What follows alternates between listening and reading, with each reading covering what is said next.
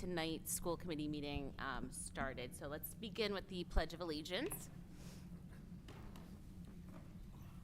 I pledge allegiance to the flag of the United States of America and to the republic for which it stands, one nation, under God, indivisible, with liberty and justice for all.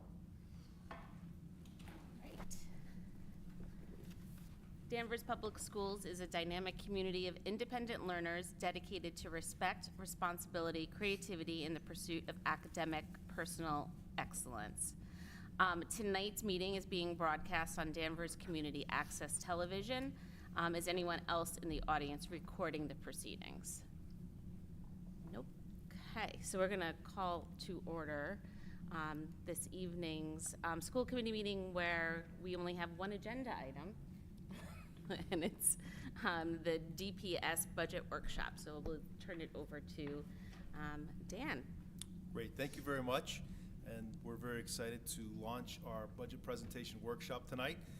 The plan is to present an overview of our budget process, and then we have our stakeholders, the principals and directors, that will come up and present their aspects of their budgetary requests, mainly the new requests, and then we'll come back to a conclusion of the overall picture. And along the way, we'll have the participants come up and just make their presentations and be here for any questions, and then they'll stick around for the end if there are any general questions as well. So, but I guess we'll begin. Great. Awesome. Okay. So the process itself really is it's a year-long process to plan the budget. We started a lot of our work in December. Actually, November, we started planning out, what we thought would be a great timeline for us. We've passed through February, where we've met with our stakeholders. They've presented to us, and we worked as a group to come to a conclusion, to a budgetary place where we can present tonight and share with the school committee. The other part of this comes in March, when we have to have a budget hearing and make our proposal and presentation to accept the budget, and then move that forward to the select board, which takes place in March, and then the finance committee in April, then ultimately town meeting in May. So it's a process, and then it starts all over again in July 1 when we hit the new fiscal year. So really, the piece of this, it's so important to understand that this is a collaborative process. We've involved our leadership, our schools. They've reached out to their stakeholders. We want to take a look at the work that has been going on this year and identify areas of growth for next year. So our budget proposal will encompass all those requests. And again, we'll have the schools and departments bring their presentations to you. So really, when we started the process of planning the budget for next year, the big piece is what's the target? And our target is level services at this time. Provide the level services, but the priority really is student staff support. To highlight, there are some special needs that we have in terms of ESSER positions. And we were very lucky to have ESSER funding to get us through the pandemic and provide support, so we could provide supports in our schools for positions to help ease all the difficulties caused by COVID. In addition, we have a number of special education asks that we'll bring up that will build our programs. We see these being the two big functions and priorities for this year. The district improvement plan and strategic plan really anchor the work that we did, where really the focus is on safe, supportive learning environment. The ESSER positions did provide that opportunity, as well as coherent curriculum instruction and assessment. So the collaborative piece, I think, is really critical, where the principals worked within their schools. They spoke with their faculties, brought back to our meetings, requests and priorities, as well as their school councils, as well as our departments, and as well as our central administration. And there have been a number of cycles that we reviewed the information. We set priorities, and we met again through another cycle, went through our priorities again, trying to get to a point where we feel comfortable bringing tonight at least our base budgetary where we're at this very day. But a big piece of this is a review of the resources, because I think it's critical that we're responsible to really look hard at our budget lines, what's being expended, what adjustments can we make in other areas, and then the personnel, which is really the biggest part of any school budget. And then we've had a lot of collaboration with the town along the way, so this is a real collaborative process. So we're looking forward to tonight for the school committee's feedback as we continue our budgetary journey. So the pressures that we've faced this year, there's no surprise. We started off with the appropriated budget last year to this year, $48 million. The Chapter 70 funding increase that we saw last year, we already know that it is not the same for this year. It's substantially less than it was last year, and that's common for a number of schools. Our ESSER relief funding will end September 30th, 2024, so that's really a critical piece of our presentation, is that we've put together and developed positions to stabilize our schools, and the funding is going to go away.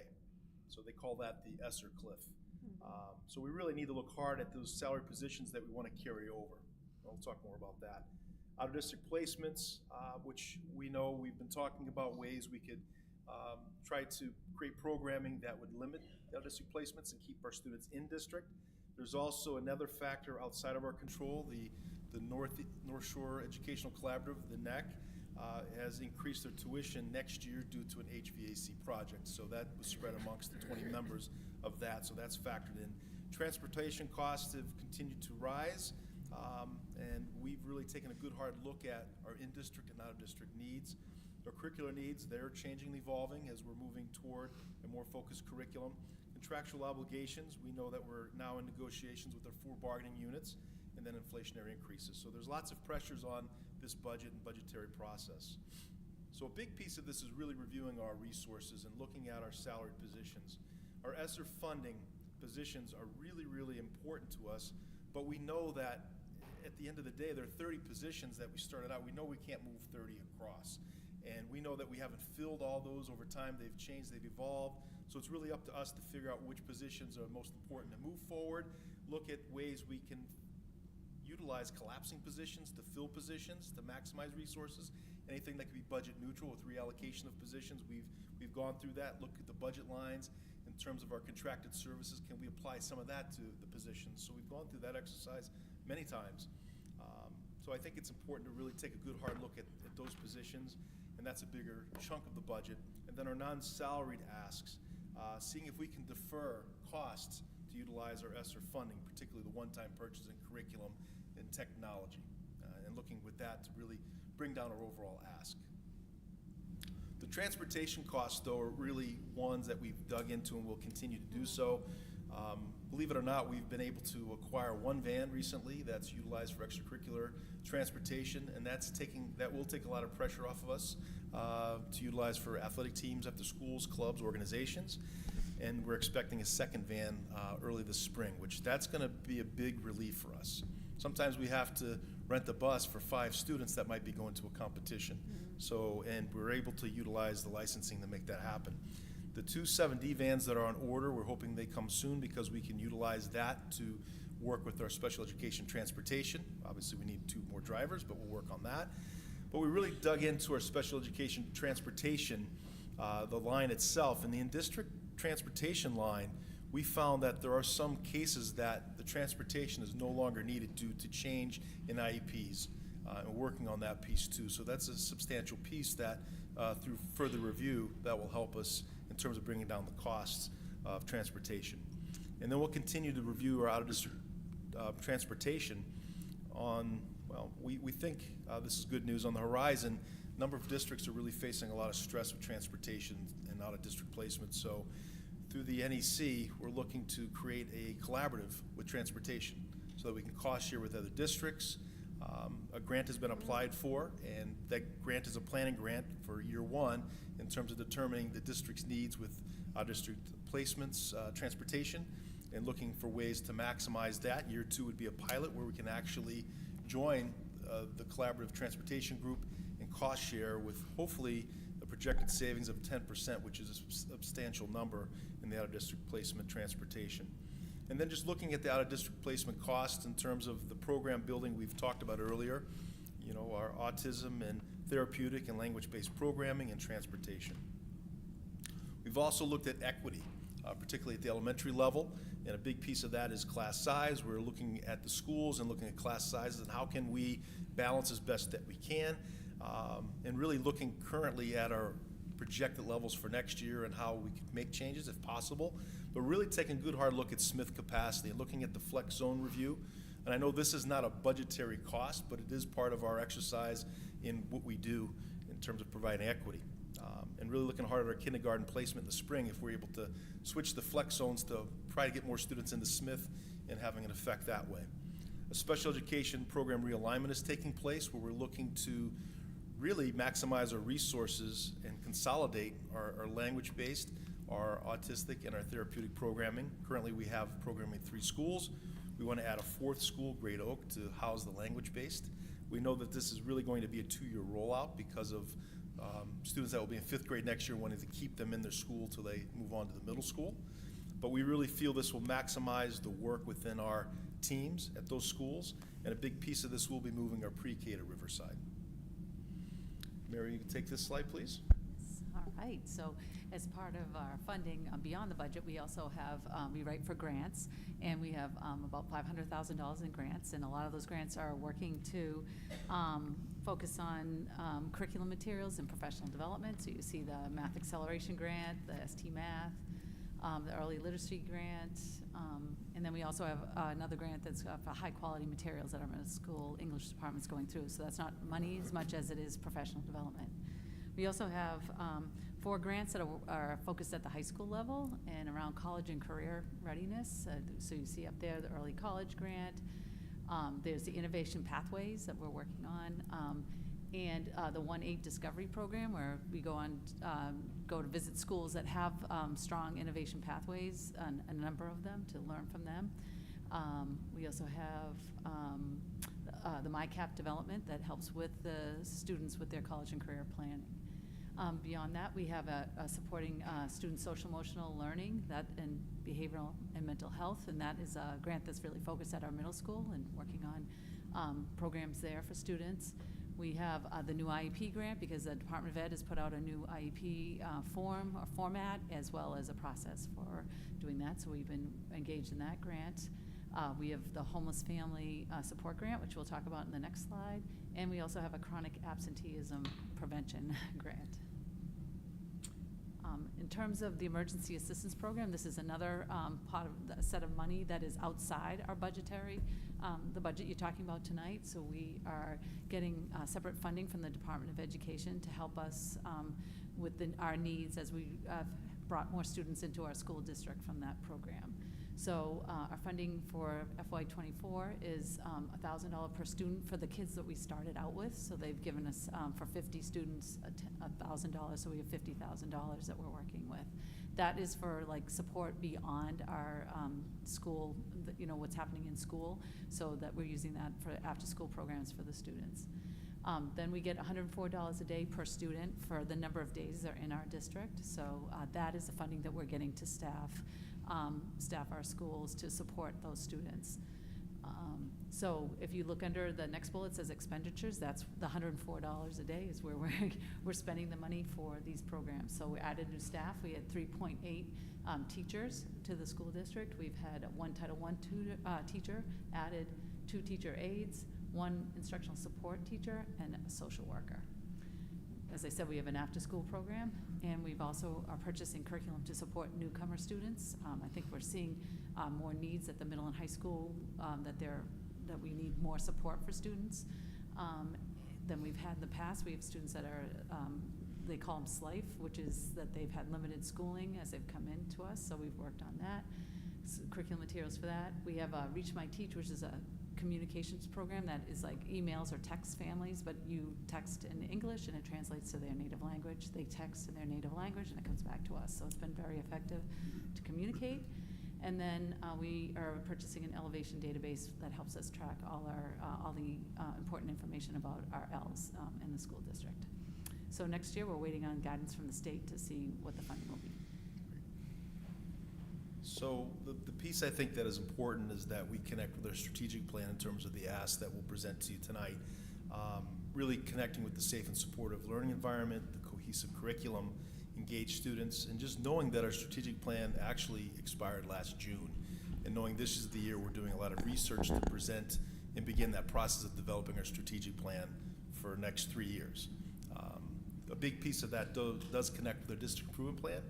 And I think it's really important that, again, to reinforce the point of reviewing our programming and really taking a good hard look at our resources in terms of ways we can reduce anything with out-of-district placements. Obviously, That's an area that we have a lot of focus, any savings with transportation, and then looking at ways we can utilize our staffing in any reallocations as possible. So I just wanted to make clear, this is not everything etched in stone in terms of moving forward. This is a lot. You don't have this slide. I will send this afterwards.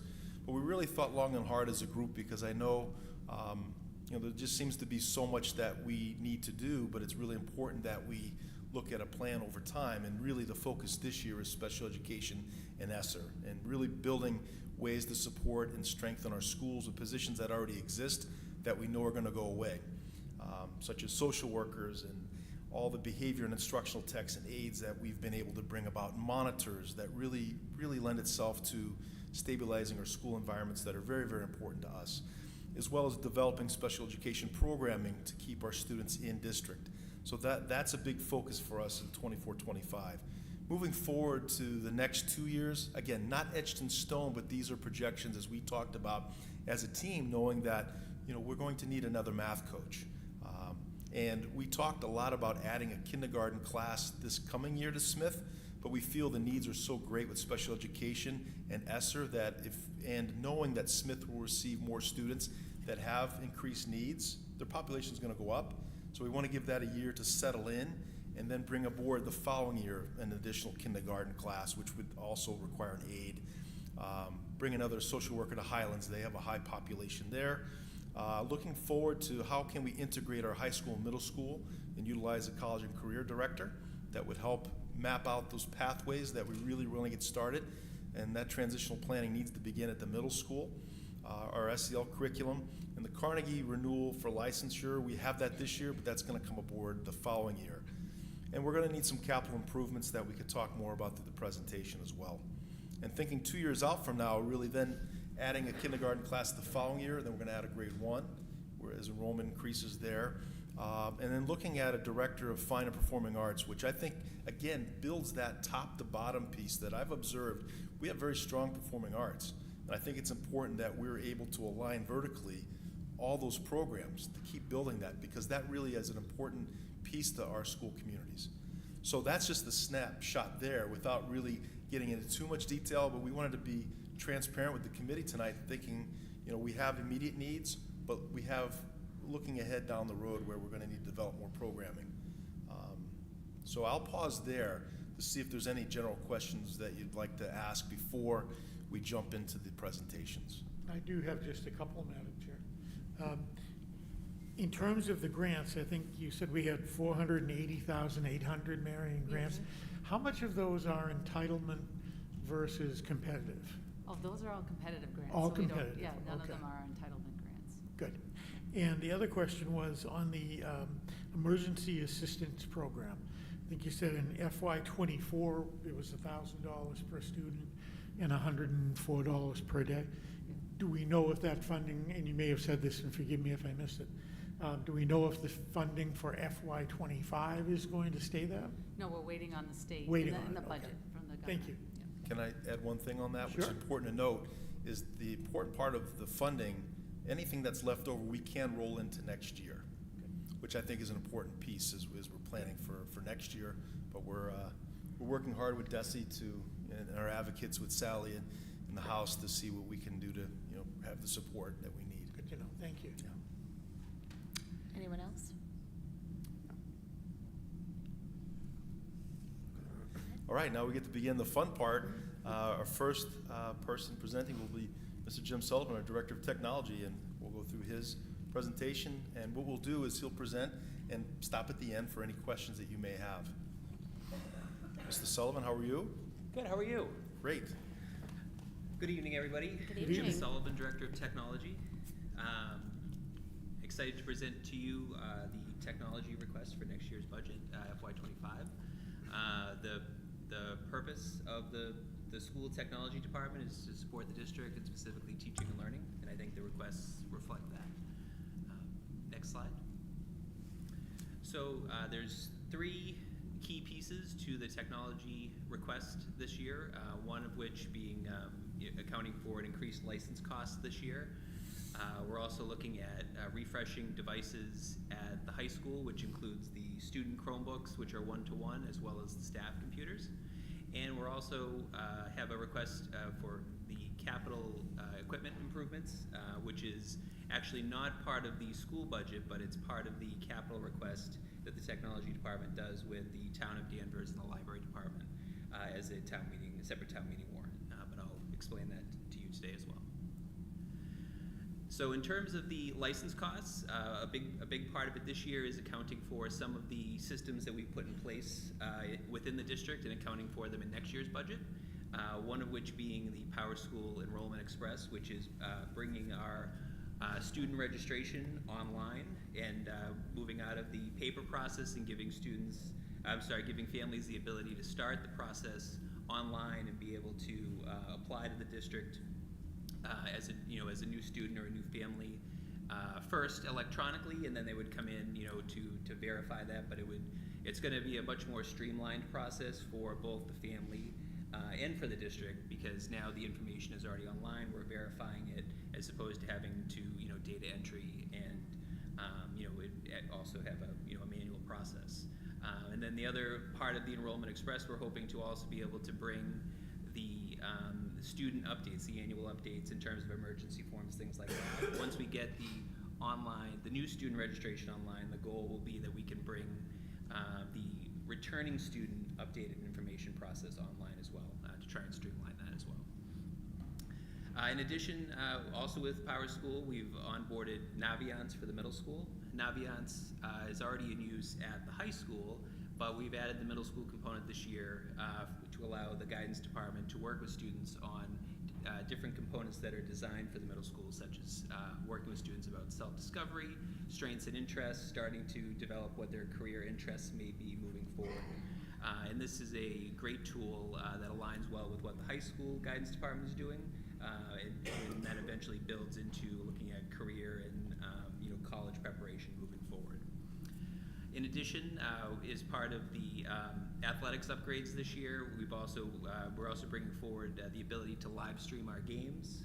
This is something that a lot of our neighboring districts are doing, and we've already had Huddle as an athletic package that the athletic department uses, but this is to build on the components that they have already, as well as also trying to streamline some of our processes internally for new students and staff to automate some of our student accounts and provisioning student access to devices and online services. It also actually, by going with an automated process, increases our security as well, because we're able to allow for a little more functionality in terms of resetting passwords more frequently, creating more complex passwords, and allowing students to self-assign and reset passwords as needed. In terms of the high school devices, so we're actually at the end of our current lease for the student Chromebooks that are right now are one-to-one at the high school. We're at the end of our 4 years. We did get those right at the early stages of COVID. So we're at the point now where the lease is up, and we're actually going to refresh those devices to make sure that students still have the latest and greatest so that they're able to support their teaching and learning. Their learning. We'll refresh with a new device. The current devices will actually become the loaners in the district, so we're not just going to recycle or get rid of those. Those devices will become the backup devices in the event that something's wrong with the student's device. And we're also looking to upgrade the staff devices at the high school as well. So right now, the district actually has, district-wide, almost a little over 200 computers that are actually in use by staff that are almost 12 years old. So, we want to make sure that, not only our students, but our teachers have, the best, resources available to them. So, what we've done historically is when we renew the Chromebook lease for the students, we've also purchased a Chromebook for the staff as well. We've had a lot of different conversations with administration and with the staff, and we've come to the conclusion that maybe the Chromebook isn't the best device for them anymore. Historically it was, however, there's been a change in the teaching processes where there is more online activity, there's video conferencing, there's things that don't necessarily work as well as they used to on a Chromebook. So the goal or the idea is to move staff to a laptop now. We would replace their older computer, their desktop, and their Chromebook, and we would replace that with a laptop for their use in their classroom. Next slide. Thank you. And as I mentioned, we also have our annual capital request. So this is a town meeting warrant for technology that we do in collaboration with the town IT department and the libraries. And for the past few years, the goal here has been to upgrade the technology within our classrooms at all of the levels. So the past few years, we've been working with this same similar process where at the elementary level, we have been replacing the non-functional smart boards and the old projectors with new ClearTouch interactive displays and we've been putting those actually on a mobile stand instead of mounting those to the wall. So we're actually creating a flexible learning environment for the teachers. This has been, the feedback has been very positive. And also as part of that flexible learning environment, we've also been replacing the teacher desktop again with a laptop to allow the teachers to have more flexibility. So we've actually already done that with grades 5 through 2, working backwards over the years. So now next year the plan would be we would do that at grade 1. At the middle school, we started the pilot last year with the flexible learning environments. We're retiring the broken or the old smart boards with ClearTouch interactive displays again in the teacher laptop. So we're working, the goal this year will be to finish outfitting the 6th grade with those. And at the high school, where the ClearTouch boards, the smart boards are newer and actually in good condition, we've actually been upgrading the projectors to improve the display and working with the teacher presentation desktops, or we've also been discussing the moving to a laptop model as well. So that goal here, again, this capital request, this money is actually part of a separate town meeting warrant, but this is part of our plan going into next year. And are there any questions? Does anyone have questions? Thank you, Chair. No, this is great. I'm wondering if there's any way of incorporating some of the, kind of like the impact of what some of these decisions are. I see the cost there, but I wonder if it's possible to kind of articulate, hours saved in the classroom because of a specific upgrade, or, the impact of doing manual registrations versus automating it. I'm in favor of almost everything that's up there, but I kind of put on my finance hat, or even, the select committee, where they're looking at only cost. Mm-hmm. But if there's a way of demonstrating, it would normally take 4 or 5 personnel to register all these students. It would take a week, where we could do this in a day, and it frees up X. And I mean, overall, that's my overall feedback for everything. Maybe it's not incorporated today, but maybe that's something to consider as Sure. we go through this, because that makes it a much more palatable, request when we can see the actual impact. And it doesn't have to be dollars. It could be personnel time saved or increased efficiencies. But I mean, I absolutely support everything there. In my tours with superintendent, seeing the technology in the classroom and seeing the students move around and how that engages them, it's absolutely critical. So I just want to thank you for what you've done so far, but let's absolutely put a little impact statement in there. I'd love to see that, and I think the town would as well. Absolutely. Thank you. Anyone else? Josh? We got one more. So maybe I misheard it, but I was jotting down some notes.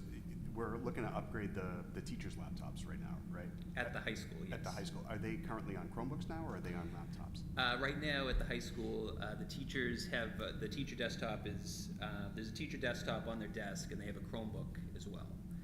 So the desktops are aged out essentially. They're 11 years old, so we can't upgrade them anymore, and we're using a little bit of chewing gum and duct tape to keep them going right now. Sure. So the goal would be that we would be retiring that equipment, and then we would be replacing it with a MacBook, which has increased horsepower and it's up to date. Okay. Thank you. You're welcome. Yeah, I have none. I think it's clear what you're doing is basically keeping up with the technology, improving where we can, replacing equipment. That seems like a thoughtful process you've gone through, so I have no questions. I would support this. Thank you. Great. Thank you, Mr. Sullivan. Thank you. Thank you. Thank you, Ms. Sullivan. All right, we're going to jump into our elementary team. We can have our elementary team come up. Hopefully we have enough chairs for them.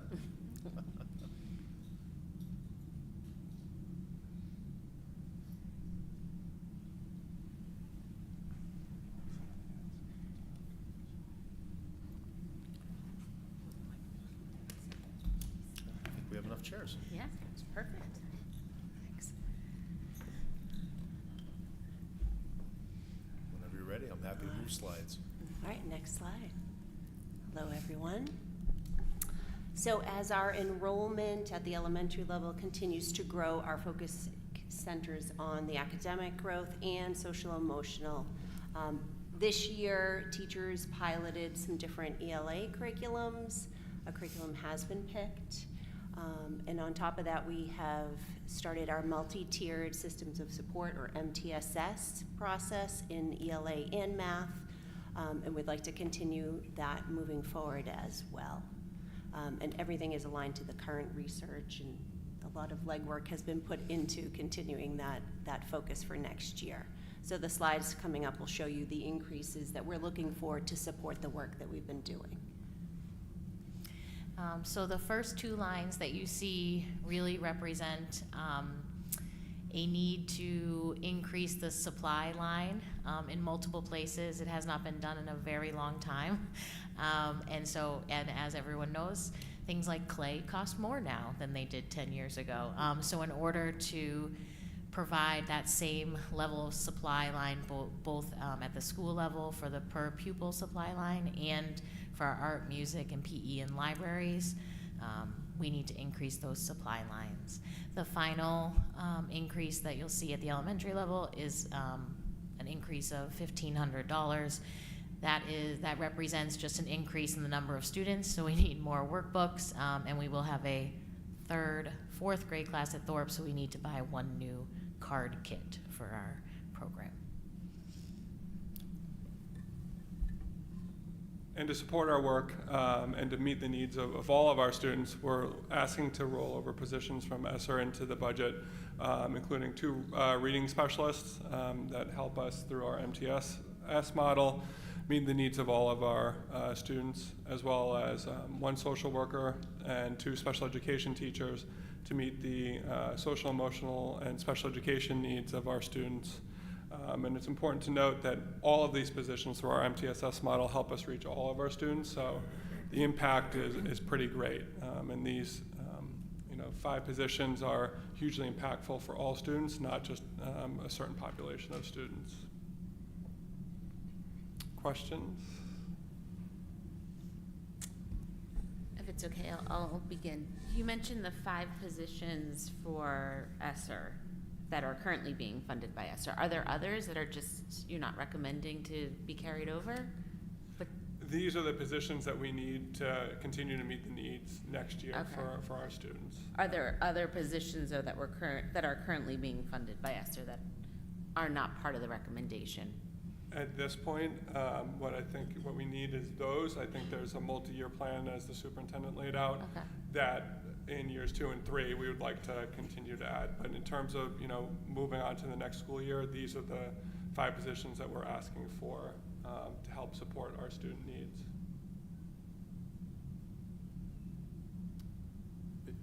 Madam Chair, just if we're, and maybe this is a question for Mr. Bauer, but I know we're going to be presenting just on special education also. Correct. So these 2 teachers right here are not part of that bigger plan? They are, some of it will be intertwined, yes. Okay, all right. And Yes. will this, just a question on the, I guess for the group, on the special education teachers, is this something that we're looking to hopefully help with out-of-district placements, or is this just a pure personnel need right now?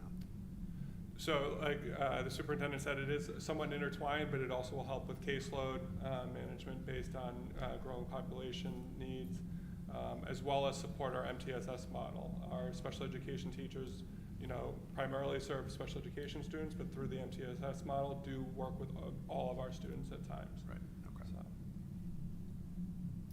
And I'm sorry if you mentioned this earlier. What is our population increase expected to look like for next year, or at the elementary level? Do we have like an approximate? It's been so fluid right now. Yeah. We'll have that for the next meeting, Okay. but it is up. And it's up at all levels, but at the elementary, it's pushing up. It is, okay. Yes. Is that, just to piggyback on that, is that due to the emergency assistance program or just the population growth? Several factors. I mean, we have some students through the EA, but we also have had a number of other students move into the district too, which is a good thing. Sure. Hopefully getting some students back too. Right.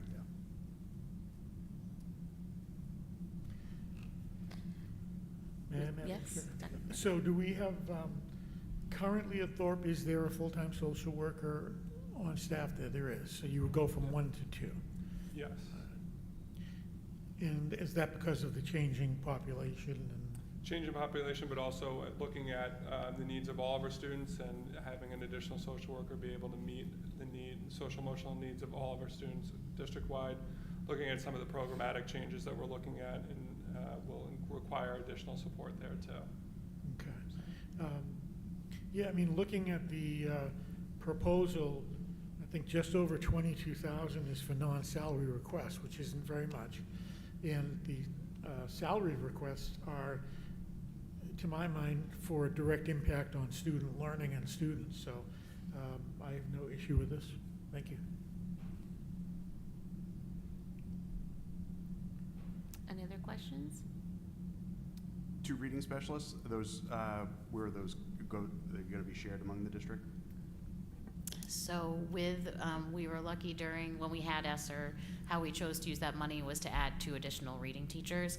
And so Great Oak, everyone has 1, Highlands has 2, and that leaves 2 other people, and they are shared according to the data. So I look at the end of the year data, assign them for the fall, and then we did make some adjustments to their schedule based on the middle of the year data. Great, thank you. So Julie, just one more thing on the supply increase. When was the last time it was increased? It's been the same the entire time I've been in this position. And I think if you're, one other level to that is, if, I don't know who was here maybe, but if there was a push a few years ago at the elementary level, back when I was teaching, you had PE once a week, you went to art once a week, you went to music once a week, and those were longer blocks, but my 4th grade students would see each specialist once a week. We were able to, a few years ago, there was a push within the contract to make sure that elementary teachers had a prep period every single day. And so we were able to make that happen, but what that means is if I'm an art teacher, I used to be seeing my students once a week, so I was planning for specifically 300-something students. But now, given that we're having specialists running more often, we're using more supplies. Does that make sense? You might end up with art twice a week versus once a week when this budget was originally written. So there's an increase in the cost, as well as specialists are seeing students more often.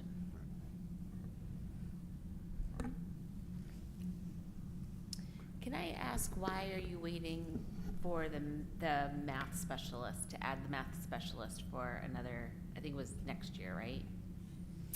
So as Mr. Bauer stated, really the focus of this year's budget was around special education and the ESSER positions, and the math coach doesn't fall into either of those priority areas. So, but as you can see, we've listed it for the following year as well. Okay. Great. Awesome. Thank you. Thank you. Thank you.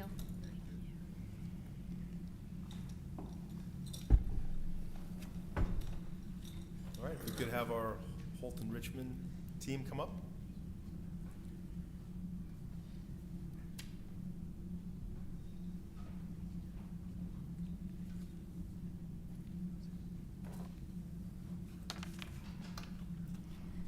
Good evening.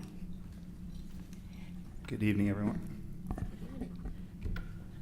All right, well, our cover slide is a lovely picture of our Holton Richmond Hawks in action. And Sabrina Bauer, if you don't mind refreshing the slides, only because I made a few last-minute edits.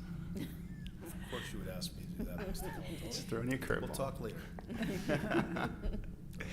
So it's been an interesting and exciting first half of the year for our new team, really, as a principal at Holton Richmond.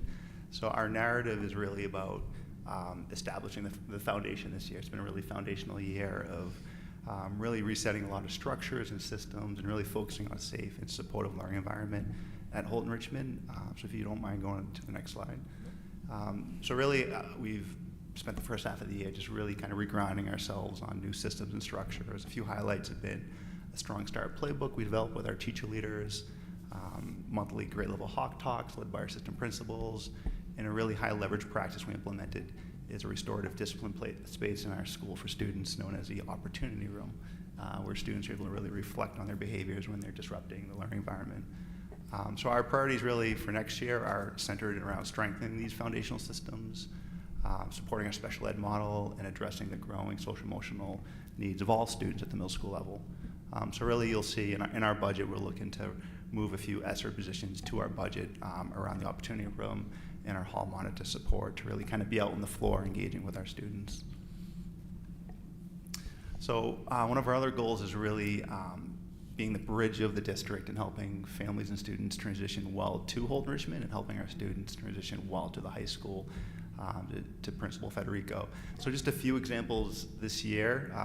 It's not an exhaustive list, but things that we've been able to collaborate in the district. One of the most exciting things we did in August was bring down some Danvers High leaders to work with our 8th graders to kind of set the tone for the year and just help build connections and get our 8th graders excited about going to Danvers High. And then those same 8th graders helped welcome our 6th graders to Locker Night. We have a few seniors at Decker for the high school helping us launch a brand new Hawk's Nest store here at Holton Richmond, so we're excited about that.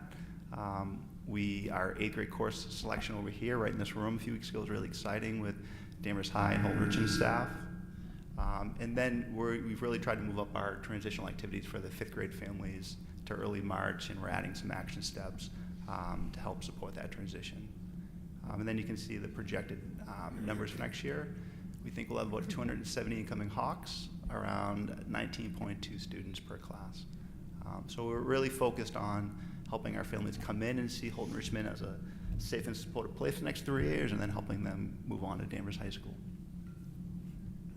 So in terms of the non-salaried requests, these are all budgetary items that support teaching and learning. So the first is a new ELA curriculum program. So the Department of Education is really encouraging all districts to adopt what they're calling high-quality instructional materials for curricular programs. And our current program does not meet those criteria. What they're looking for are programs that have ratings of meets expectations in from one of 2 kind of independent rating organizations.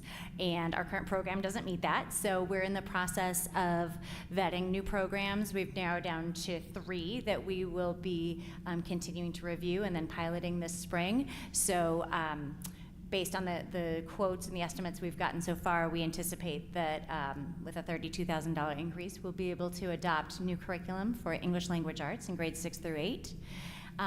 The second item is continuing to purchase the license for iReady instruction and benchmark assessments for ELA and mathematics. That's been incredibly helpful this year to get an additional data point to see where our students are, to be able to measure 3 times a year objectively where students are performing in reading and mathematics. And then it also includes instructional support for Tier 2 instruction for students in reading and math. So that would be a $15,770 increase to have those products available to all reading and mathematics teachers, and also our special education teachers use that as well. Similar to ELA, our current science program also does not meet the new DESE criteria for high quality instructional materials, so we'll be starting a process to vet new programs there as well. So we hope to at least pilot some materials next year. And so we estimate $15,000 to pay for a pilot because publishers and textbook companies and such still, even if it's just a pilot, they still do charge you a fee for that as well. And then finally, the digital subscriptions that we've used in the classroom for the last several years. There are 5 that fall under this category. So it's Edpuzzle, Pear Deck, Formative, which is an assessment tool, Newsella, and BrainPop are 5 apps that are used widely across the school and have been for several years. So collectively, those prices have just increased for those licenses. So that increase is just over $1,000. Can I bring one point of clarification to the committee? So when we worked with the principals and the directors, we're reflecting asks that are above with our budget line, just to be clear on that piece. So there may be things that were budget neutral that we're able to move through that may not be necessarily reflected. So probably more on the personnel side.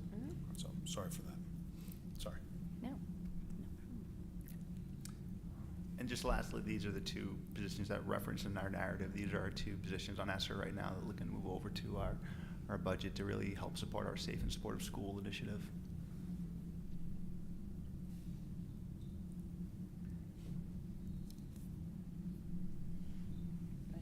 Questions? Questions from anyone from the committee? I have a few, Madam Go Chair. ahead. So first of all, it's probably a lot, if you can boil it down a little, what criteria are being looked at for high quality, materials versus what we're doing now? Sure. So the Department of Education prefers that schools adopt programs that have been vetted by either an organization called EdReports or something that's homegrown in Massachusetts called Curate. It's an acronym for Curriculum Ratings by Teachers. And so really what they're looking for is alignment to the frameworks, usability for teachers, and then usability for students, or sort of student friendliness. Are they adaptable for multiple populations of students? So can they be modified or scaffolded for special education students, English learners? Are they culturally responsive? Are they, again, are they hitting the standards is really the primary indicator there that they're looking for. So that's our kind of bottom line criteria of what we're looking for. And then as a department, we've then identified sort of our Danvers specific criteria of what we're looking for in a program above and beyond sort of that baseline set by the state.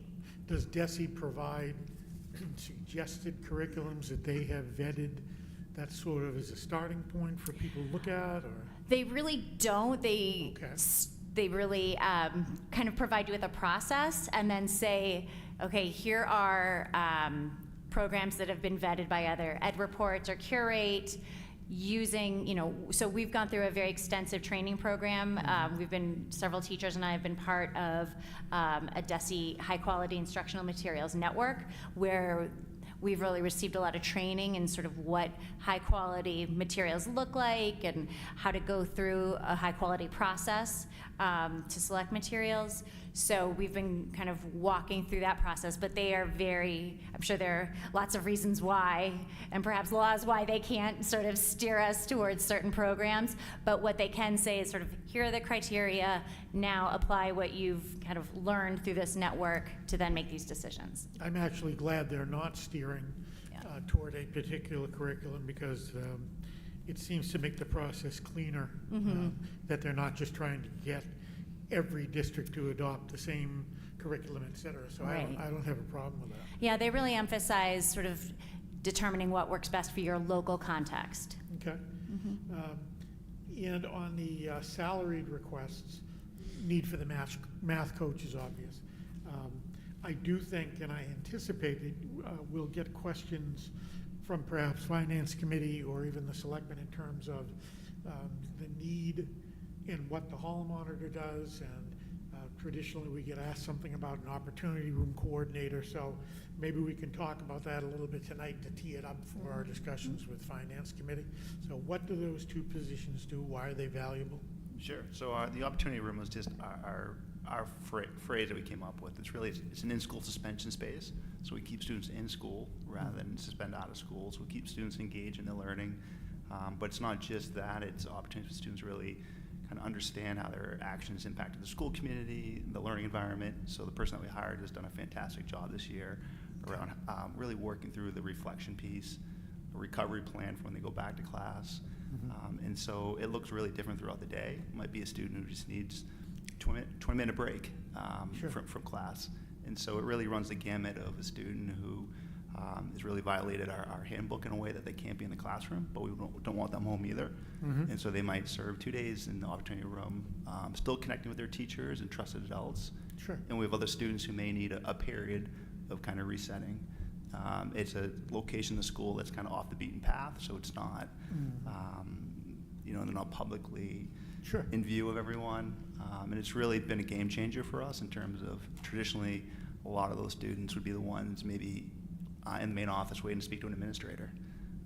And now that they have a landing spot where they can be engaged with a trusted adult, and we can kind of do a little legwork before an administrator becomes involved. So that's the opportunity room. It's an opportunity for a lot of things. We've done that Yeah. at the high school, I think, something very similar to that, and it works well, so, yeah. And then the hall monitor, to be clear, we haven't been able to fill the position. It's been posted. We just haven't found the right adult there. But in theory, we're looking for someone that can just sweep the halls for us, help out with lunches, pop into bathrooms, just really engage with our students, kind of be a warm demander type person, help students be on their way, but do it in a way that students respect and trust that person. Okay. So if you know anyone, I'm looking for a hall monitor. Okay, got it, okay. Yep. Thank you, Madam Chair. Anyone else? Dave? And that was a great, great question and comment, Mr. Crane, in regards to safe and supportive schools. I mean, I'm a big believer in if you feel safe and you're supported, the education part is just gonna come easier and be more natural. And I'm wondering if you'd like dig a little bit deeper, if you could talk about life before the opportunity room and what the impact will be if that is not funded. I'm going to defer to Mr. Barrick. I had a feeling that was going to That happen. sounds like a Netflix show, Life Before the Opportunity Room, but I'm going to let Ms. So- Farrick answer that. Sure. So life before the opportunity room, what it looked like was if a student was sent out of class, they were sent to the main office, and as you know, I'm sure you're familiar with our office here, we have a few chairs kind of lined up outside the assistant principal's offices, the principal's office, and you know, very often an administrator wasn't available to work with the students. So sometimes you'd have 1, 2, 3, 4, or more students sitting in the office. Then we'd move them around, maybe one in the conference room, maybe one in an administrator's office, and we'd have to find places for everybody. If students were assigned lunch detention, they were eating their lunch in the office on little TV trays. And often there were quite a few students, and it turned into its own behavioral situation, especially when there weren't necessarily folks in the office available to help de-escalate situations as they occurred. If a student was down for the day, if they had an in-school suspension, they were in the office for the day. There wasn't necessarily always somebody available to monitor their work. So maybe some work would be sent down by the teachers, but there wasn't necessarily a supportive adult who could, you know, keep them working, really engage and make sure that they were engaging in their learning, and certainly not really somebody available to have a really restorative conversation with them, to really help them reflect on why they're there and what choices led to them being there and maybe what they could do differently next time. So it really has been a huge improvement for just the climate. I think if a student makes a bad choice and they end up having to have some sort of in-house suspension, whether it's a day, a block, part of the day, they are getting more out of it. It's just making the office a calmer place to be for all the business that happens there. It's been a huge improvement. Can I ask a follow-up? Really quickly, how about the impact on the student? Are you finding that's, you know, the repetitive behaviors, are behaviors improving? Are students, is the reflection time working?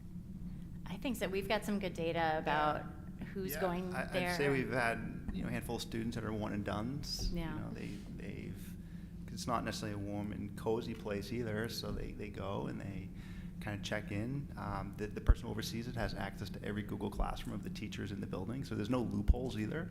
So the biggest key was no wasted time on learning. It's a continuation of learning, whether it's in your classroom or in this space. So we've had typical developmental behaviors where students have been given a few redirects by a teacher and that didn't work, so now we're going to refer you to the opportunity room. And that's enough for that particular student. Then we've had some students, to be quite honest, that have developed such a nice rapport with the teacher that oversees that space that they seek it out sometimes in a proactive way. They may want to start their day with Miss Patota.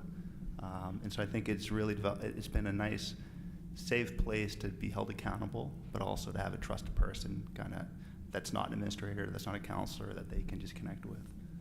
And it's a new program, so we're still really trying to flush it out. We've made adjustments along the way. Recent staff meeting, we did kind of a tuning protocol with the staff on how it's working on their end too, to access the space, because we don't want it to be a quick go to this space. We really want to give teachers strategies on what to do before you access the space. Awesome. I don't know how to articulate that in writing where it's like so impactful, or maybe it's like a statement like that, you know, when budget time comes, because it sounds absolutely critical, you know, to have that. I mean, everything here is important, but that especially is really important. So thank you.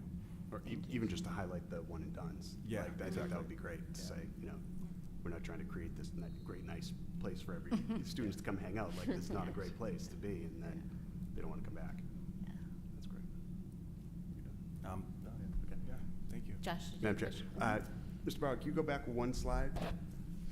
So, and this is I guess, the benefit of having a version control issue. But we had, on the last slide, on our version, we had $70,000 for the math coach. So, and I noticed it's not in the updated one, and I'm just wondering what happened to it. Also, this seems light on, compared to what we saw from the elementary school as far as salary increases. So I was just wondering what would be on the, well, first, I guess there's two questions. The first one is what happened to the math coach? And the second is what also didn't make it to this? Like, what are the nice to haves that you guys didn't put into the budget that might be the next tier? Yeah, I think, you know, kind of nice to have long term is this idea of instructional coaching across our content areas. And I think as Superintendent Bauer kind of launched the presentation and looking at avenues of, you know, budget neutral moves, these are two positions that we just know we need to have next year. And then kind of going back to the drawing board to see kind of what are pathways to get some other moves. Gotcha. Okay. So is there anything else that, like, magic wand? I always like to say, like, if you had a magic wand, like, what would you go with? Like, like instructional coach would be like? So can you talk a little bit more about that position and what that would be? Yeah, you know, I think Ellen and I have talked a lot about envisioning a model down the road where even each content might have a coach. You know, Yep. It came from previous middle school where each content had a coach for that subject area that really helped kind of vertically with our alignment and articulation. Okay. You know, data protocols, just kind of being a resource for teachers in a different way than an administrator and evaluator would be. Sure. And so that's a common model in a lot of middle schools, is some type of instructional coaching model. Okay. Cool. Is that it? Yeah. I'm good. I have a couple of questions. When was the last time the ELA curriculum was updated? So we started to, we first started to roll out the Teachers College curriculum in 2015-2016 school year. That was kind of a slow rollout. We started with the writing units, and then it was after, I think, 2 or 3 years of the writing units, and then we started to implement the reading units. So of all of our subject matters, this is the last one to have an updated curriculum Yes. when we think of like math, science. Yeah, and all that. Okay. exactly. The iReady cost that you have in here, I know that this is an increase. Do we know what the current budget is for iReady and how much we're spending on that? I think it is about 12,000 per subject area, so 12,000 for Okay. reading, 12,000 for math, which this year I think we were able to fund in part because of the math, because DESE extended the math grant that we had for a year, and we had already paid for 3 years, and then they extended, so that bought us some time, so we were able to use some of that math money, the math textbook allocation for the iReady this year. And are the teachers finding iReady useful? Because I know this was the first time I think our sons participated in it. I don't know if they did before and we just didn't know. Are they finding it useful? They're finding data that they're yes, the getting? data very useful, very useful. And then the instructional resources that are then targeted based on the data have been really useful as well. But it's really powerful to just have another data point to just compare, to look at a student from, in addition to MCAS and classroom assessment, and then to see their growth from fall to mid-year assessment has been really powerful. And correct me if I'm wrong, this past mid-year was the first true mid-year?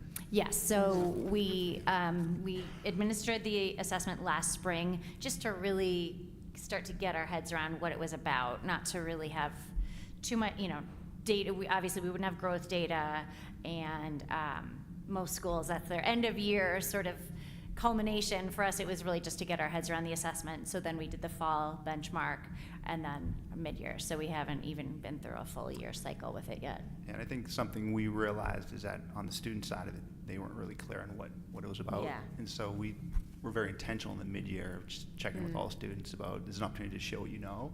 It's an opportunity for us to look at how the grade level's doing, see if we're moving in the right direction. And so our mid-year, we did make growth at each grade level. I think we still want to make more growth, but it showed at least from the fall to the mid-year that we're moving the needle in the right direction on that assessment. Right. We also administered it a little bit differently for the mid-year. It was sort of more like an MCAS in that students, we blocked out the whole morning for students to take it in one sitting. For the fall, they took it in their English classes or in their math classes over several days, which you can do with iReady, but we decided it didn't really set the tone that we wanted for how students approach the test. So are you able to gather data on how it's being administrated? Because I know particularly my son could not sit through it. He was that was really long. Because how long was the math one particularly? So they say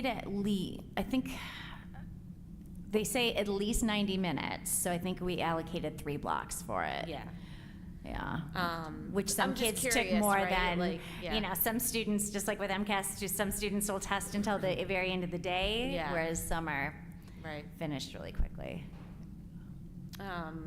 I think to Gabe's point earlier, I think it is important for us to gather as much impact as we possibly can. So again, the impact that you're seeing from the iReady and, particularly the curriculum hasn't been updated since 2016. Those are the things that I think will be important for us to share with the finance team when they ask about this. Great. Is that any other questions from the committee? Great. Thank you All right. both. Thank you. Appreciate it. Thank you very much. All right, Mr. Federico, Danvers High School. Facing us alone, are you? That's right. Cost saving. Good evening, everyone. So from Danvers High School, really our budget seeks to just continue the work around rigorous courses, a variety of electives and choice, and the key supports that are going to give us strong mental health and academic progress. Basically, the crux of our budget is bringing over ESSER-funded positions that provide support both to specialized populations, but also contributing to a positive and safe learning environment. So we just wanted to start with sort of an update on enrollment and looking forward as we've been doing the past few years. So if you can click ahead a couple of slides, that would be great. One more, please. Okay. So currently we're over 800 students, and we predict that we'll remain stable with our enrollment. We closely monitor grade 8 applications, and we're trending as the same as previous years, which is stable. And so, looking to the future, we anticipate there'll be continued needs for specialized courses such as AP classes, Project Lead the Way, and DECA courses. Continuing with a focus on career-based learning, so the innovation pathways, which I'll speak a little more about later. Opportunities to earn college credits, such as our early college program. Support for emotional and mental health needs. Support for our diversifying population, so we continue to see changes both with English language learners and also special education students, and lastly, ensuring a safe and positive learning environment. And a similar theme from last year, our staffing levels allow us to provide these opportunities and ensure the rigorous and diverse course offerings that we need. So if you go to the next slide, looking a little closer at Danvers High School staffing, Our current staffing model allows us to offer 18 advanced placement courses. So this is challenging our students at the highest levels across all curriculum areas.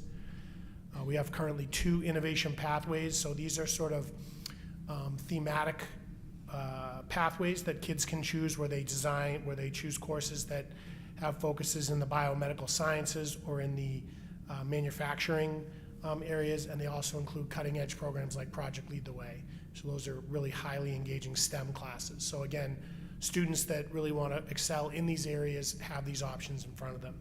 And then our early college program will have cohorts at every grade level. And again, this is allowing Danvers High School students to attend college courses at North Shore Community College. And this increases not only their chance of completing college, a 2-year or 4-year program, but it also it results in kids leaving Danvers High School with up to 5 college credits for free, which for any family, that's such a competitive option, and financially it makes a lot of sense.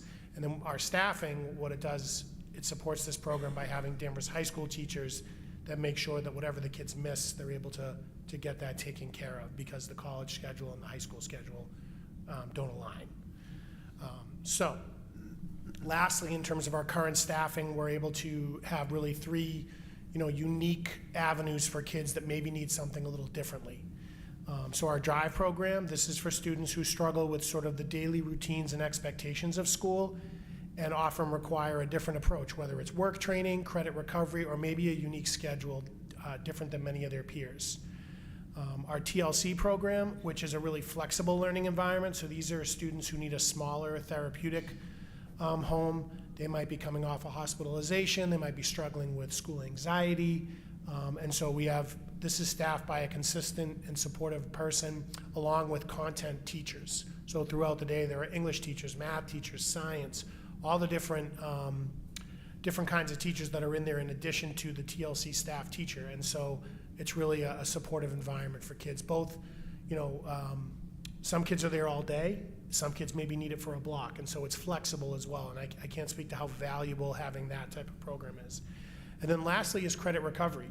So, we have students who come to us or start with us in a variety of places, and not everyone follows the traditional path. So kids that are struggling for a variety of issues, our goal is to really make sure they have credit recovery, and so they can get back on track and get the credits that they need to graduate. So all those themes brings us to where we are. So we'll start with non-salaried requests. We're not asking for any increases in our non-salaried requests.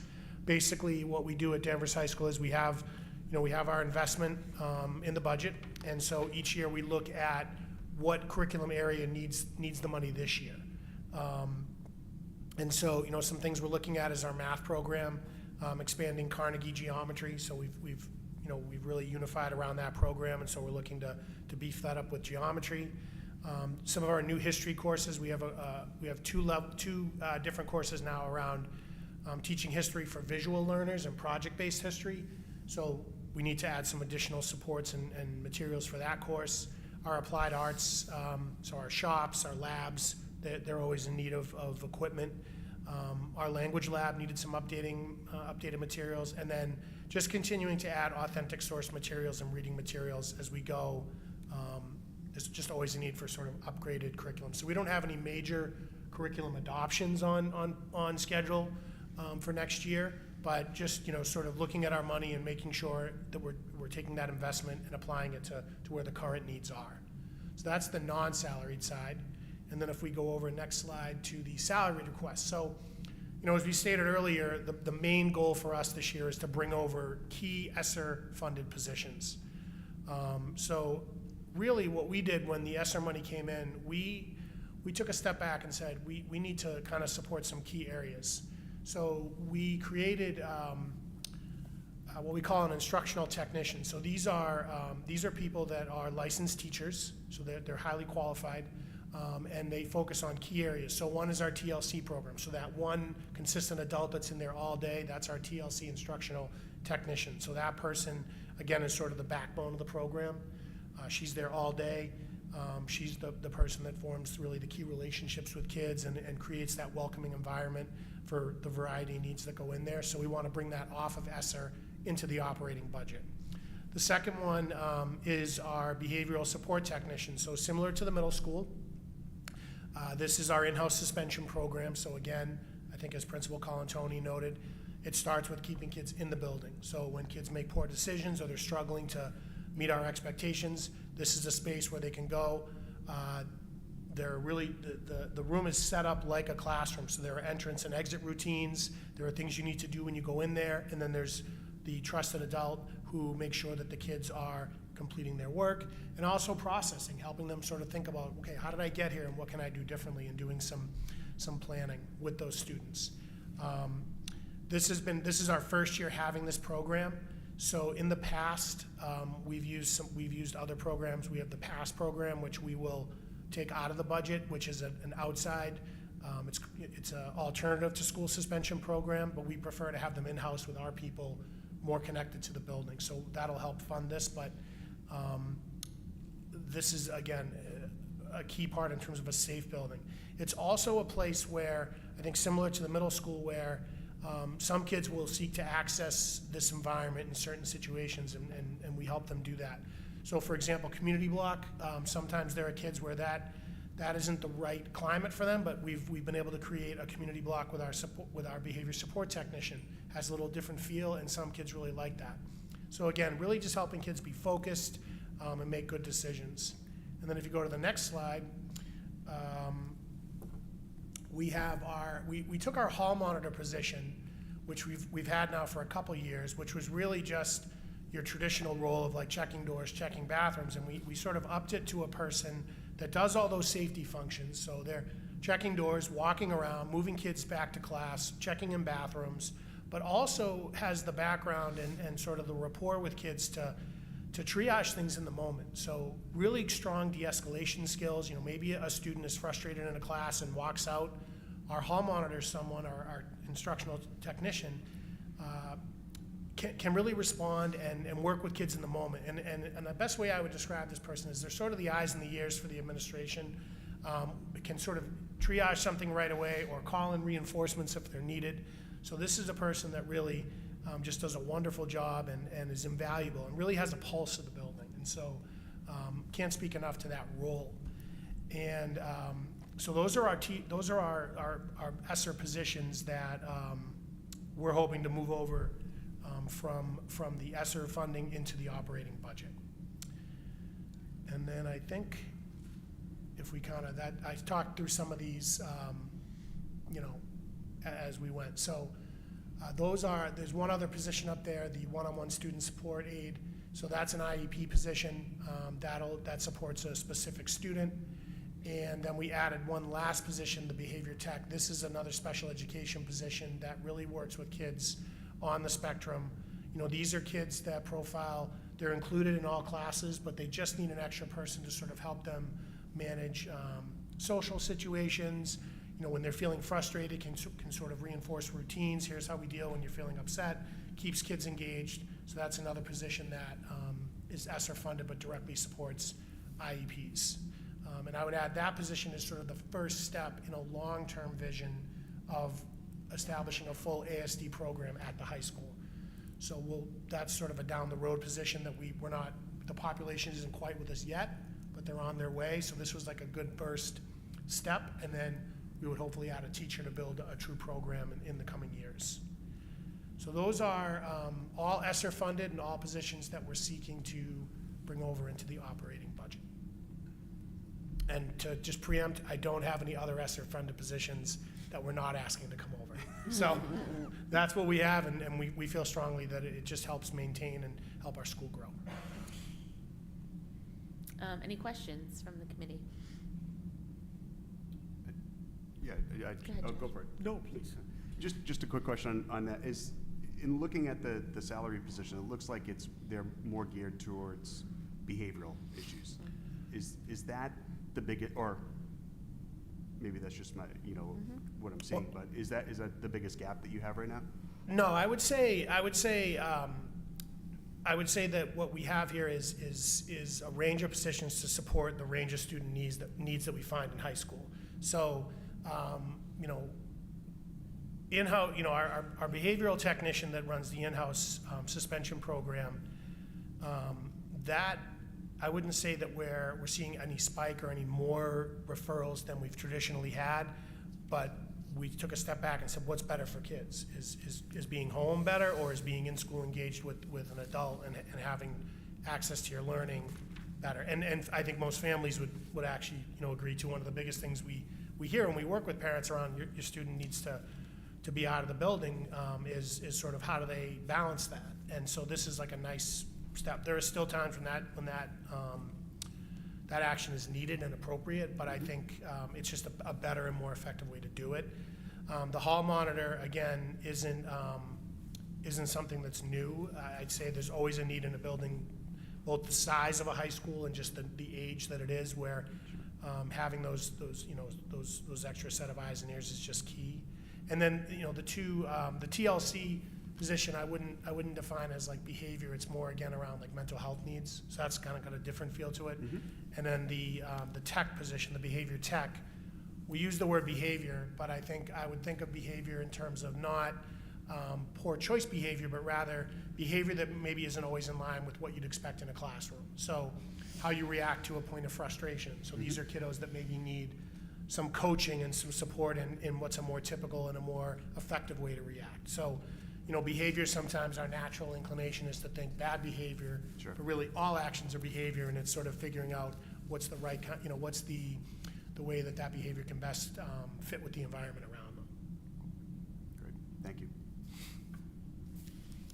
Yeah, I would just say, Adam, breaking it down, no increase in non-salary, and 2 of the 5 ESSER positions are based on IEPs, it sounds like. So you're looking for the instructional technician, behavioral support technician, and the secondary behavior tech, all to address a range of different student needs.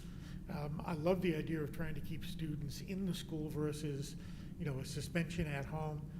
So many students are going to be at home by themselves or doing who knows what. So where it's safe to, if you have to suspend a student, where you can keep them in school, with a mind toward the school safety, obviously, much better model, it seems to me.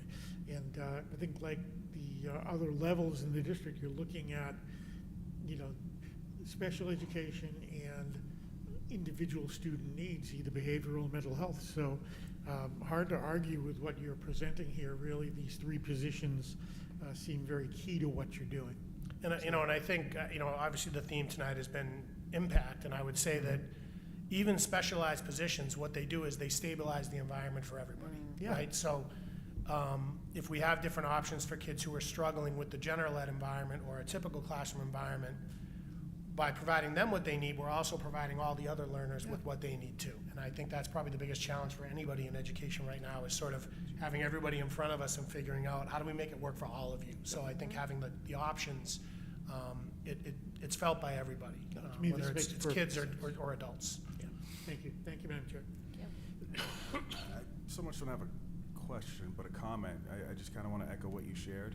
I mean, as a school committee member, in regards to like community or parent, conversations, it's always about disruption.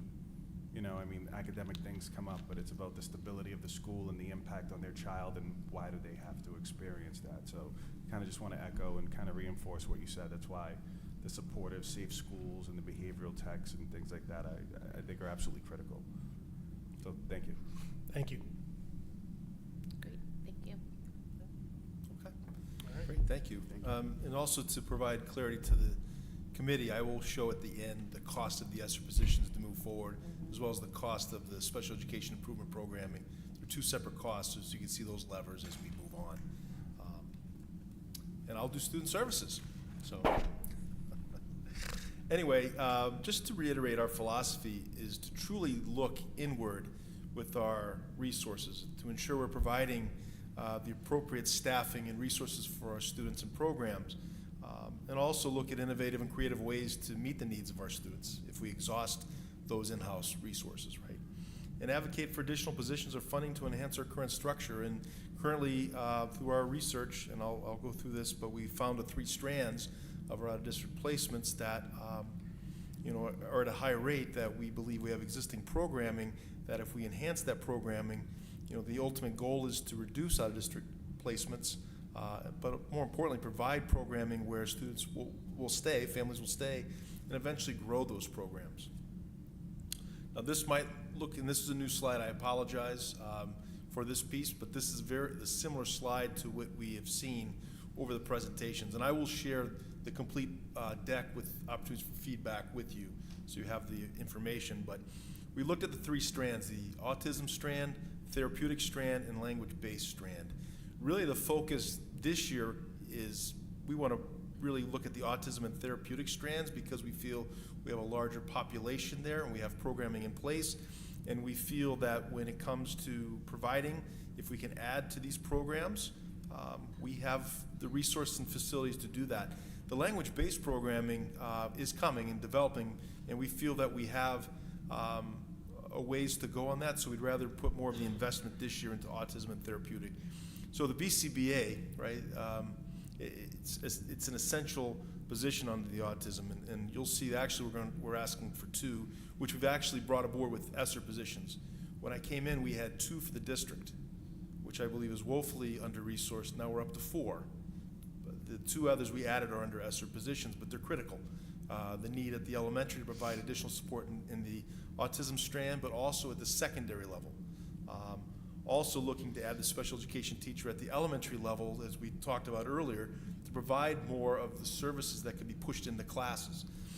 And looking at year 2, adding this to the high school, as Adam said, as the program develops. The social workers are a key component to this as well. The behavior supports.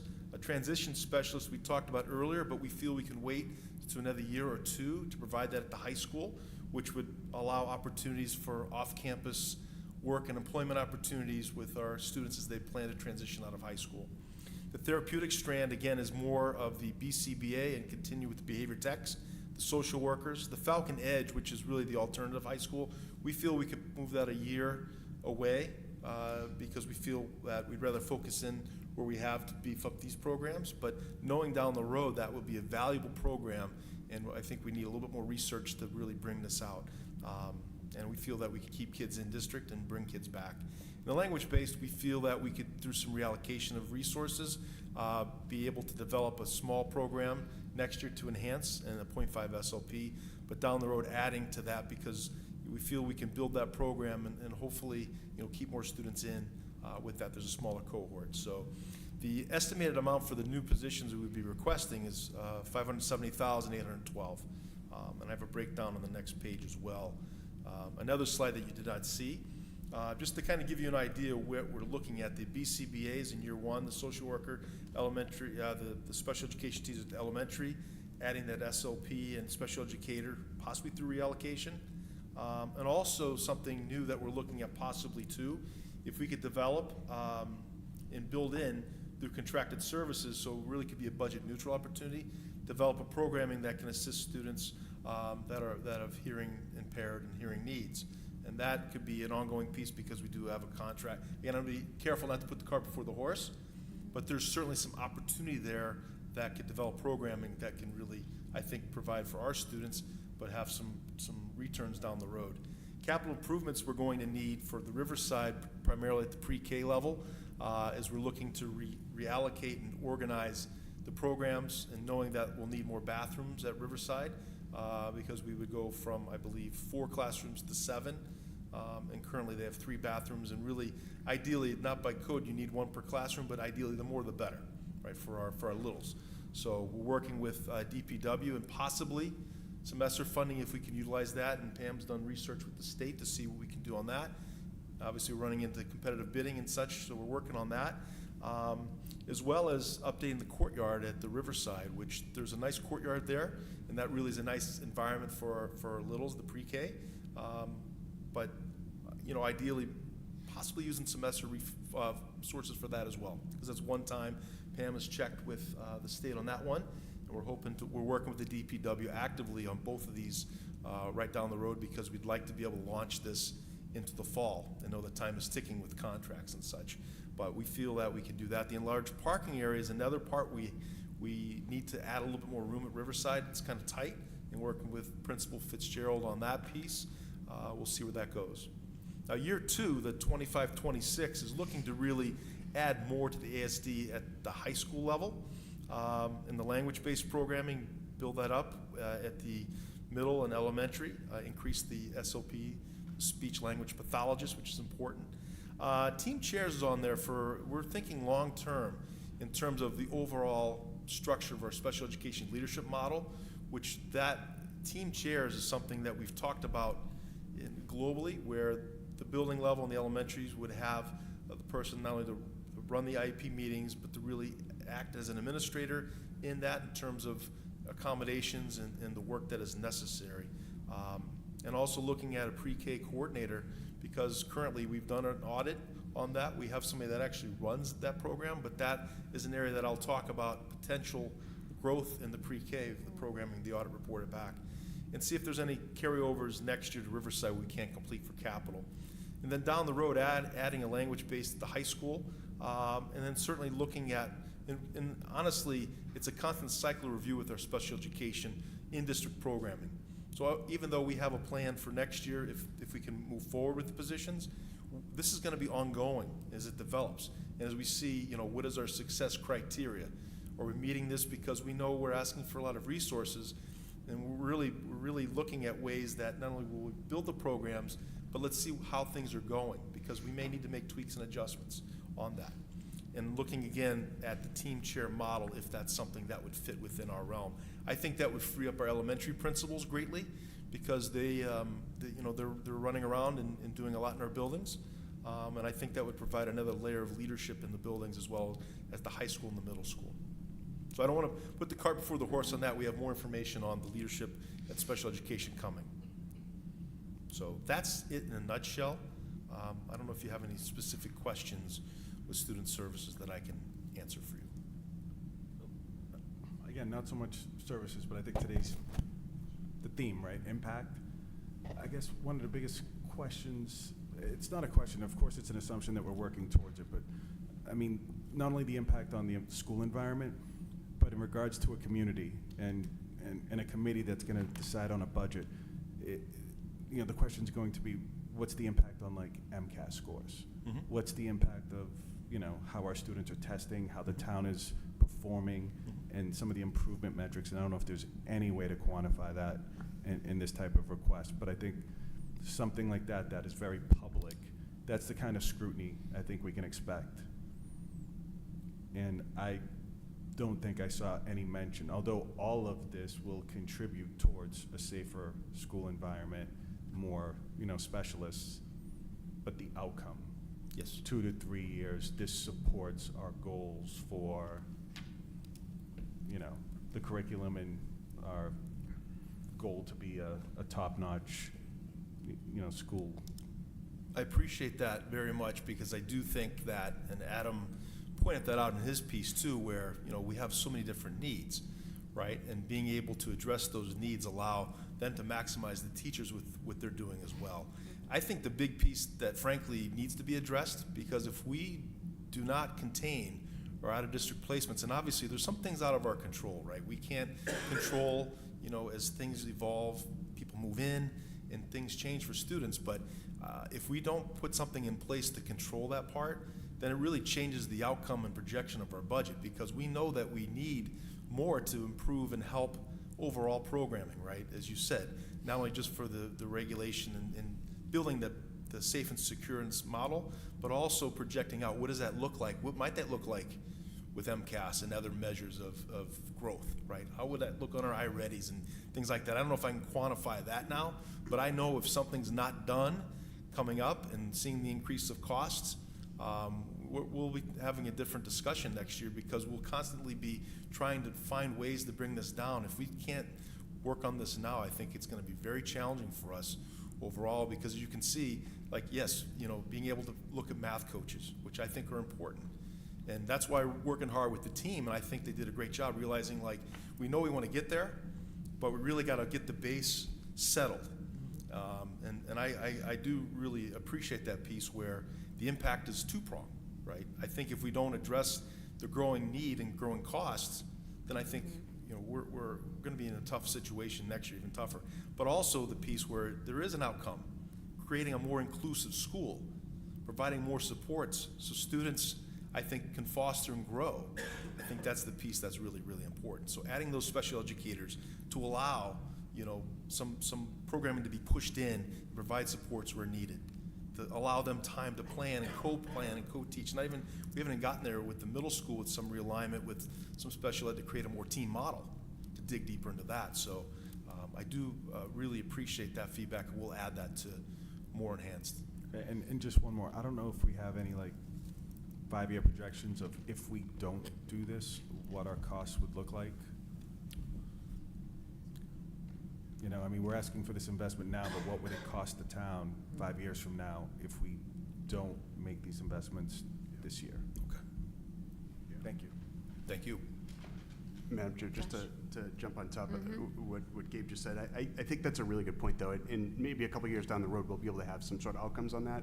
It's probably a little bit early, but, you know, if we could project, and projections are projections, right? It's just, we never know if it's gonna come to fruition or not, but if we could take a best guess at how many students are currently on, because our biggest line item is out-of-district placements, which we continue to reference, right?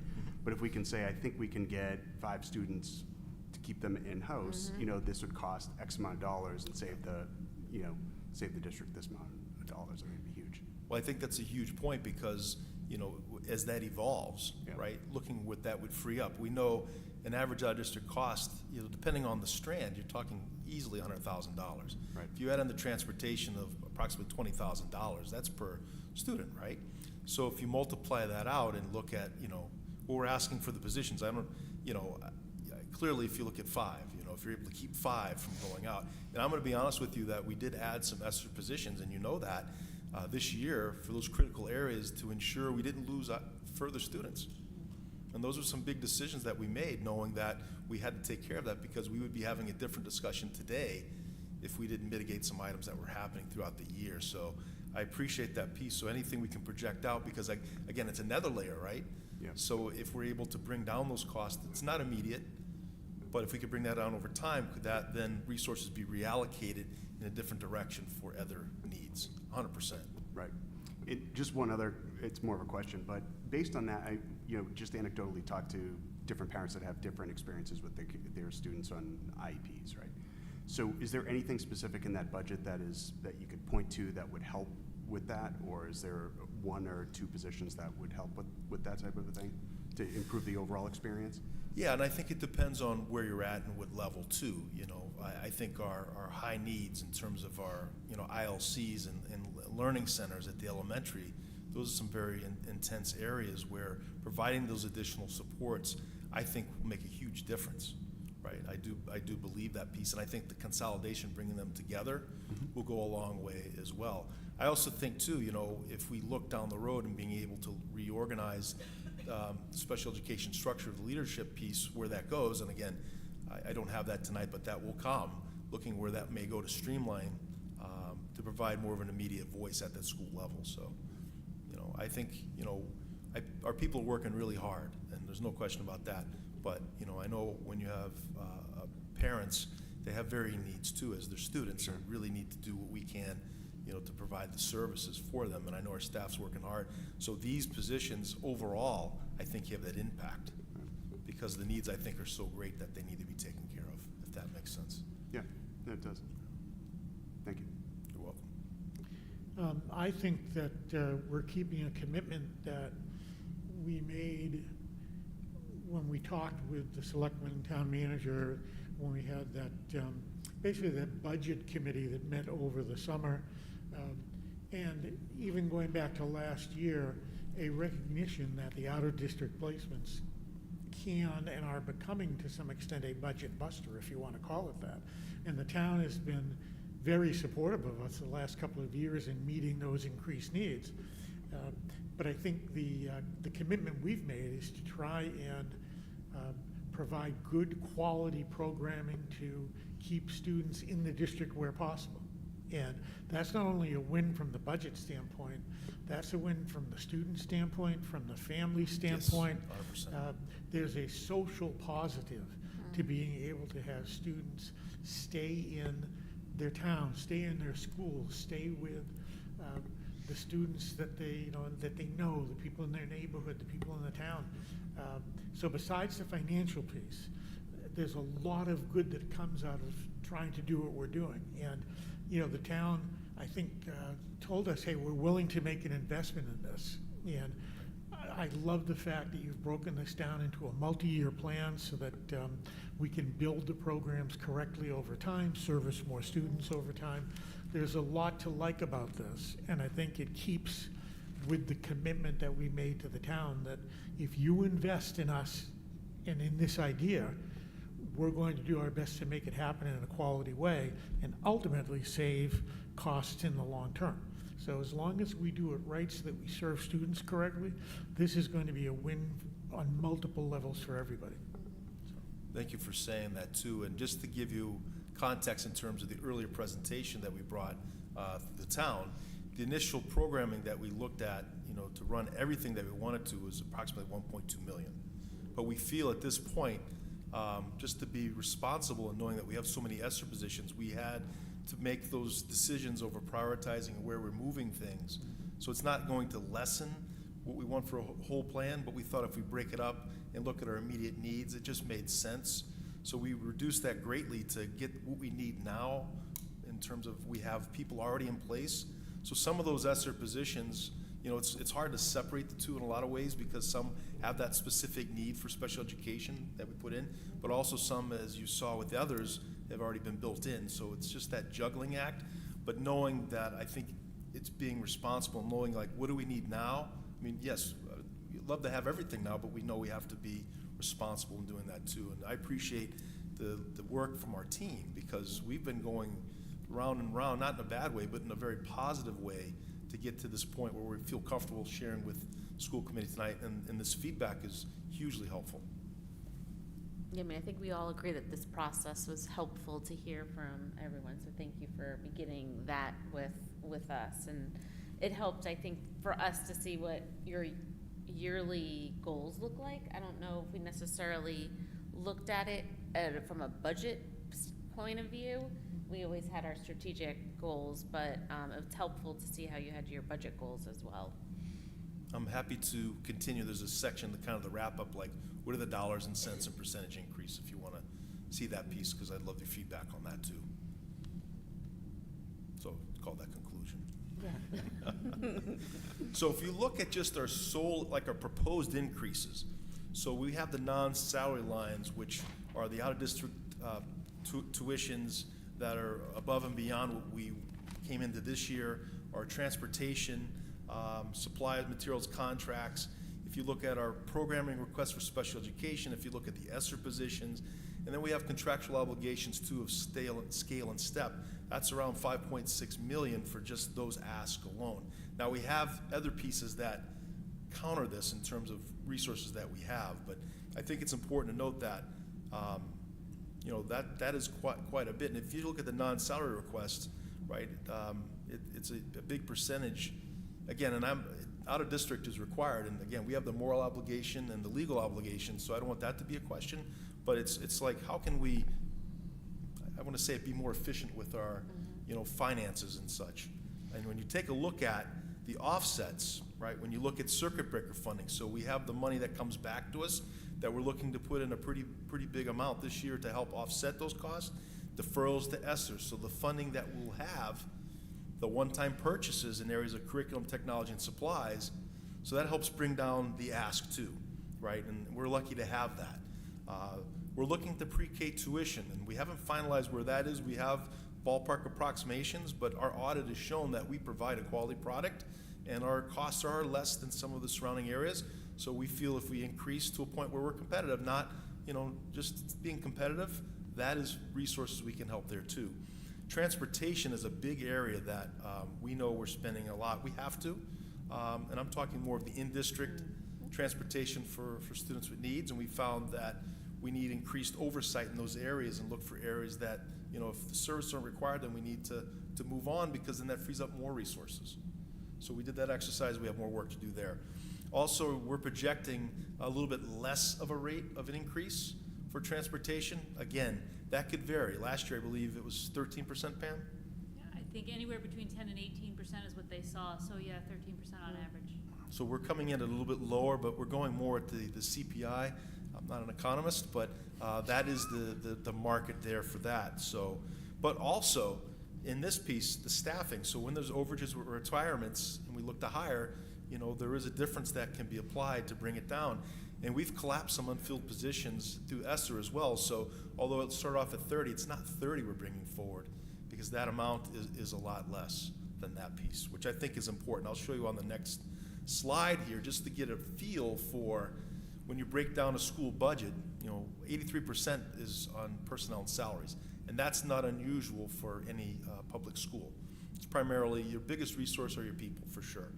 When you break down some special education costs, you know, this is after circuit breaker coming in, and then transportation.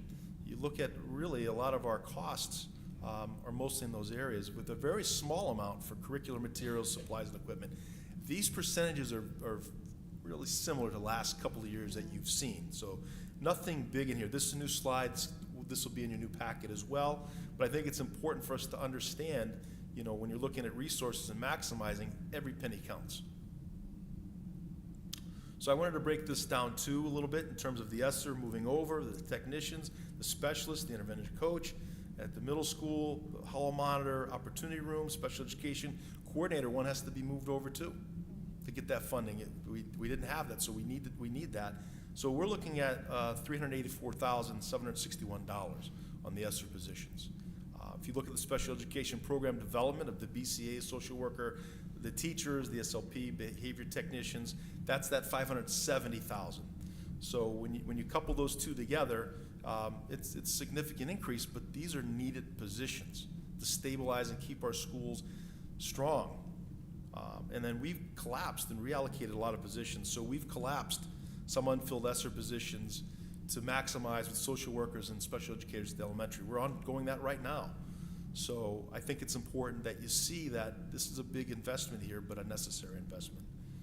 So if you look at our overall, when you take the increase in the offsets, you look at it really a 3.1 million increase to our budget, and that comes in at a 6.41% over last year.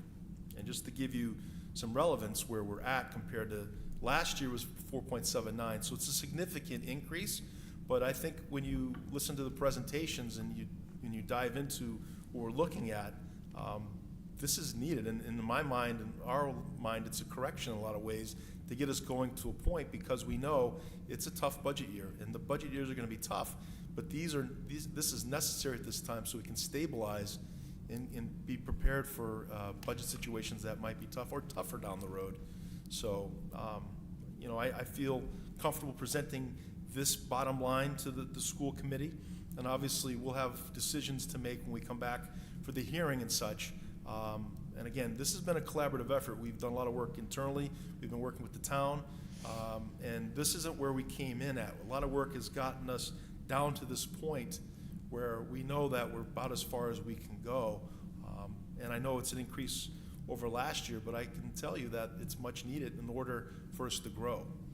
So that's where I see us at this piece. And the next steps, we'll create the budget book that has the line by line item. We wanted to take tonight, get your feedback, and we'll go through that, which will have your detailed budget line. So on the 26th, you'll have that. That gives you a week to review before a school committee budget hearing on the 4th, where the vote will get any public feedback and comment and any further comment from us, and then vote on the budget to move forward to the select board, and then ultimately making the presentation to the select board, the finance committee, then the town meeting in May. So we're on track here. A lot of work to do, but I know that I have confidence in our team that worked really, really hard to bring this forward tonight, and certainly any feedback or anything that from your perspective, you know, we would be willing. And like I said, I'll send out the slides as updated to you in a Google form or something like that to provide even more feedback if you like. But I'll end at this point to see if you have any further feedback or questions or comments. And if you need anybody from the audience, I'll call them up to the table, although they're looking at me. So I think the last time we did this, I had this conversation about budgets, I think it helped all of us to know what didn't make it onto this. So you had made a comment that this is as far as we can go. Yep. I guess we would like to know maybe what was cut. just for us to kind of have that context. Am I allowed to ask, you had mentioned earlier the 4 bargaining units. How is that reflective, or is it reflective in anything that we've been taken through? I mean, that's a challenge because obviously a lot of work is being done in terms of that. So, we're kind of staying at the base level now and just Okay. waiting for more feedback. Thank you. I'm going to turn it over to the committee if anyone has further questions. No, I just wanted to, similar to a comment that Alice made, I thought this was a great process to see the team put this all together and give us the in-depth. So I enjoyed this part of it, and I think it's very helpful for us. Yeah, I would just like to, starting with Dan and the central office team, Yeah. Mary and Pam, and everybody, and all the principals and everybody who you worked with, very well considered, I think, in terms of the work you did, and very well presented. I think you've served yourselves, your schools, the district very well in putting this together. And so I appreciate the hard work that everybody put in here clearly. So please thank your teachers and staff as well for the input that they must have had in this, and much appreciated from us here. Thank you. Okay. So again, we'll send, we'll take the feedback. Like I said, I'll share these slides out tonight. We will post the slides on the website too for the public as well, and then we'll come back on the hearing. We'll take into consideration all the feedback to make other adjustments to this piece of our presentation as well. And just to note, when we get to the presentation of the Select Board and Finance Committee, we'll streamline down the presentation because we know we have a limited amount of time. But I really appreciate the opportunity to share tonight for the feedback. It's really important for us. And again, if there's any other comments or feedback after I send the new slides out, please let us know. And I'd like to thank our team for being here tonight and providing their feedback, and for Janet for our new setup tonight, which I think was nice to have us around the table. And Pam Crum for all of her work. I think she sleeps less than I do. It's all together, and Mary Worms as well. I think it's been a very, very strong collaborative process. And again, we know we have a lot of work to do, but we're happy to do it. Thank you. Thank you. Okay, so with that, nothing further. We'll need a motion to adjourn the school committee for the, Motion to adjourn. Second. that's it, right? That's it. All right, well, thank you. Good night, You have to Danvers. take a vote. Oh, I have to take a vote. All those in favor? Aye. Aye. Now we can say it, right? Thank you.